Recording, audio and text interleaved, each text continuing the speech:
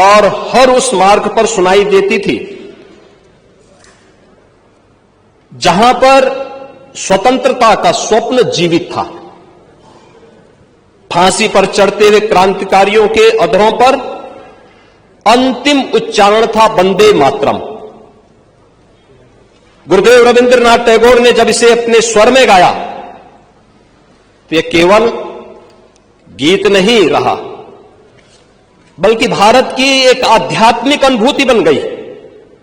यह वही क्षण था जब वंदे मातरम काव्य से निकलकर आंदोलन और राष्ट्रभक्ति की ऊर्जा भी बन गया। वर्ष 1907 में मैडम भीकाजी कामा ने बर्लिन के स्टटगार्ड में भारत के बाहर पहली बार तिरंगा झंडा फहराया। इस झंडे पर वंदे मातरम लिखा था। अगस्त 1909 में जब मदनलाल धीगरा को इंग्लैंड में फांसी दी गई तो फांसी पर चढ़ने से पहले उनके आखिरी शब्द थे वंदे मातरम। 1909 में पेरिस में रहने वाले भारतीय देशभक्तों ने भी जिनेवा में वंदे मातरम नामक पत्रिका का प्रकाशन शुरू किया। अक्टूबर 1912 में गोपाल कृष्ण गोखले का केप टाउन में वंदे मातरम के नारों के साथ एक भव्य जुलूस के साथ भी स्वागत किया गया। और काकोरी के जो महानायक हैं पंडित रामप्रसाद बिस्मिल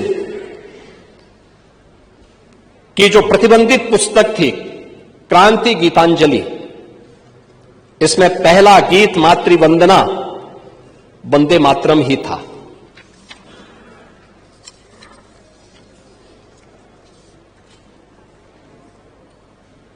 महात्मा गांधी जी ने इसे शुद्धतम राष्ट्रीय भावना कहा।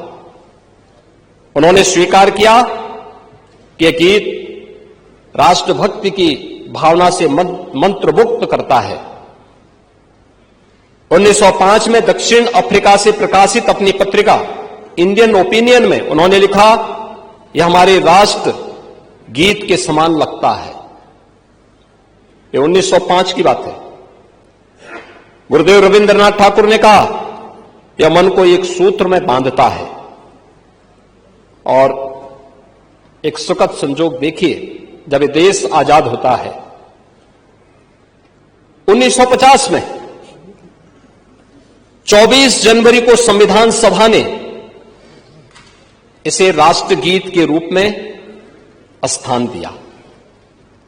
यही वह दिन है जब उत्तर प्रदेश को भी, यानी संयुक्त प्रांत को भी उत्तर प्रदेश के रूप में मान्यता मिलती है। एक साथ मान्यता मिलती है वंदे मातरम को राष्ट्रगीत के रूप में और संयुक्त प्रांत आगरा एंड अवध को उत्तर प्रदेश के रूप में मान्यता मिलती है। अतः यह गीत उत्तर प्रदेश के साथ भी एक ऐतिहासिक रूप से जुड़ा हुआ है और इसलिए उत्तर प्रदेश की सदन में इस पे चर्चा अत्यंत प्रासंगिक है। महोदय, आज के संदर्भ में यह चर्चा आवश्यक क्यों? आदरणीय प्रधानमंत्री जी के मार्गदर्शन में जब वंदे मातरम के 150 वर्ष समूचे राष्ट्र में कार्यक्रमों के माध्यम से मनाए जा रहे हैं, देश भर में एकता, राष्ट्रभक्ति और सांस्कृतिक गौरव का प्रसार हो रहा है। 1 अक्टूबर 2025 को राष्ट्रीय समारोह हुआ। राज्यों में 7 नवंबर 2025 को विशेष कार्यक्रम आयोजित हुए। विद्यालयों में विशेष आयोजन हुए। युवाओं के लिए प्रतियोगिताएं हुई। विश्वविद्यालयों में सेमिनार हुए, सांस्कृतिक कार्यक्रम हुए और राष्ट्र स्मरण के समारोह भी कमोवेश पूरे देश के अंदर आयोजित हुए।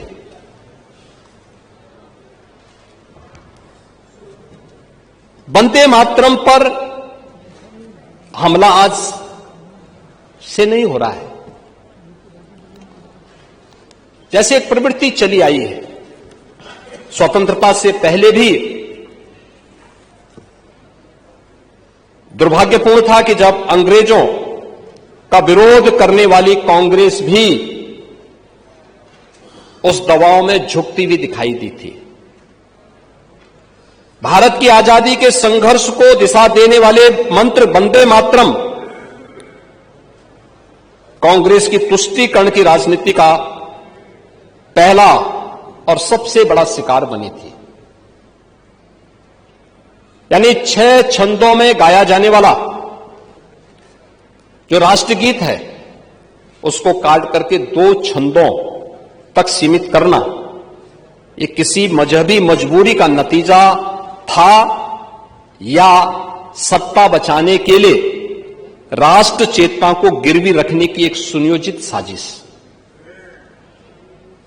इतिहास साक्षी है 1896-97 के कांग्रेस अधिवेशन में गुरुदेव रविंद्रनाथ टैगोर द्वारा वंदे मातरम का गायन हुआ था।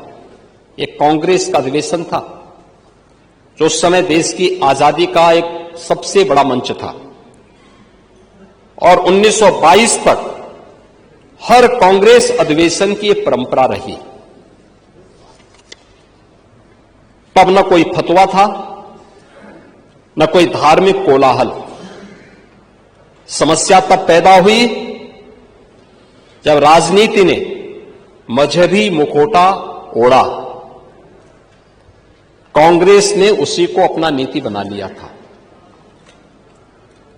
खिलाफत आंदोलन के समय तक भी वंदे मातरम सभी सभाओं में गाया जाता था। भारत माता की जय और वंदे मातरम देश की स्वाधीनता के हर मंच से गूंजते थे। मौलाना अब्दुल कलाम आजाद जैसे नेता इसका समर्थन करते थे। किसी ने भी तब इसे इस्लाम विरोधी नहीं कहा। यानी तब तक मजहब को इससे कोई खतरा नहीं था। खतरा केवल कुछ चंद लोगों की राजनीति को था। बंगाल कांग्रेस के नेता ये रसूल ने स्पष्ट कहा कि वंदे मातरम को इस्लाम विरोधी बताने का कोई आधार नहीं है। उन्होंने इसे मातृभूमि सम्मान का गीत माना। 1923 में कांग्रेस अधिवेशन की अध्यक्षता कर रहे मोहम्मद अली जौहर ने वंदे मातरम गायन का सबसे पहले विरोध किया। यह विरोध किसी धर्म से नहीं बल्कि खिलाफत की राजनीति से निकला था। अधिवेशन में पंडित विष्णु दिगंबर पुलस्कर ने जब पूरा गीत गाया तो मोहम्मद अली जौहर मंच छोड़कर के चले गए। ये मंच छोड़ना उनका व्यक्तिगत निर्णय था, लेकिन झुकना कांग्रेस की नीति बन गई थी। जौहर की इस राजनीतिक आपत्ति के बाद कांग्रेस ने राष्ट्रगीत के पक्ष में खड़े होने की बजाय एक समिति बना दी और 1937 में फैसला हुआ कि केवल 2 पद गाए जाएं, वह भी अनिवार्य न हो। यह धार्मिक सहिष्णुता नहीं, यह राष्ट्रीय आत्मसमर्पण था कांग्रेस का। कांग्रेस के भीतर रफी अहमद किदवई जैसे नेता थे जो मानते थे कि वंदे मातरम स्वतंत्रता संग्राम का साझा प्रतीक है, लेकिन कांग्रेस नेतृत्व ने ऐसे नेताओं को आगे नहीं बढ़ाया, क्योंकि तुष्टीकरण की राजनीति में राष्ट्रवादी स्पष्टता के लिए कोई जगह नहीं थी। इसके बाद इस मुद्दे को खुलकर जहर दिया मोहम्मद अली जिन्ना ने। जब तक जिन्ना कांग्रेस में थे, वंदे मातरम कोई निर्णायक विवाद नहीं था। कांग्रेस छोड़ते ही जिन्ना ने इसे मुस्लिम लीग की राजनीति का औजार बनाया और गीत को जानबूझ करके सांप्रदायिक रंग दिया। गीत वही रहा, लेकिन एजेंडा बदल गया। 15 अक्टूबर 1937 इसी लखनऊ से मोहम्मद अली जिन्ना ने वंदे मातरम के विरुद्ध नारा बुलंद किया और उस समय कांग्रेस अध्यक्ष पंडित जवाहरलाल नेहरू थे। 20 अक्टूबर 1937 नेहरू जी ने सुभाष चंद्र बोस जी को पत्र लिखा और कहा कि इसकी पृष्ठभूमि मुस्लिमों को असहज कर रही है। 26 अक्टूबर 1937 को कांग्रेस ने गीत के अंश को हटाने का निर्णय लिया। कांग्रेस ने कुछ अंश हटाने का समझौता किया। इसे सद्भाव कहा गया, परंतु वास्तविकता यह तुष्टीकरण की पहली आधिकारिक मिसाल थी। देशभक्तों ने इसका विरोध किया,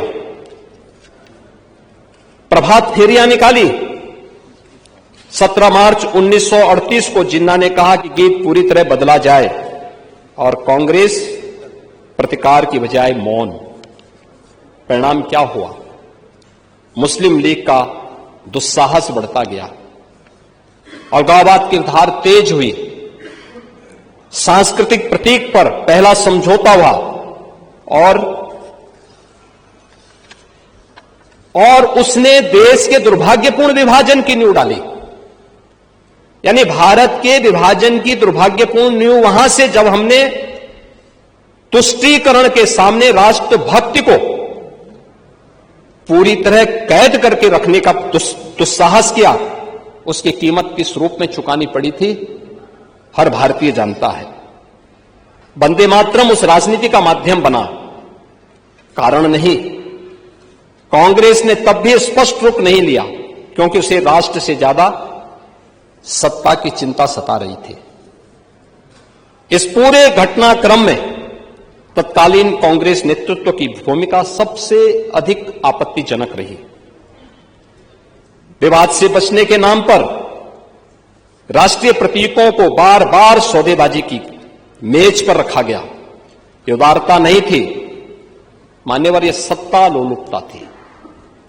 यही तुष्टीकरण की नीति आज तक की राजनीति में दिखाई देती है।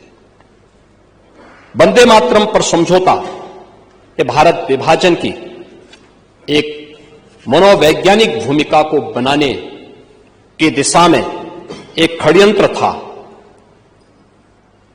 24 जनवरी 1950 को संविधान सभा द्वारा जिस खंडित वंदे मातरम को मान्यता दी गई, वह कांग्रेस की उसी तुष्टीकरण नीति का परिणाम था। राष्ट्र ने गीत को अपनाया, लेकिन कांग्रेस पहले ही उसे काट चुकी थी।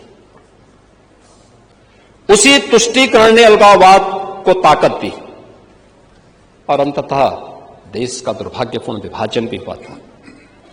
वंदे मातरम धरती माता की वंदना है, भारतीय आत्मा की पुकार है।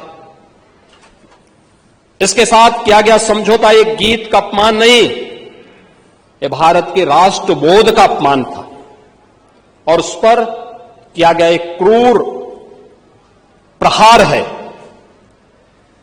आज कुछ लोग उसी विभाजनकारी पौधे को सींच रहे हैं। मान्यवर, उसको जिस रूप में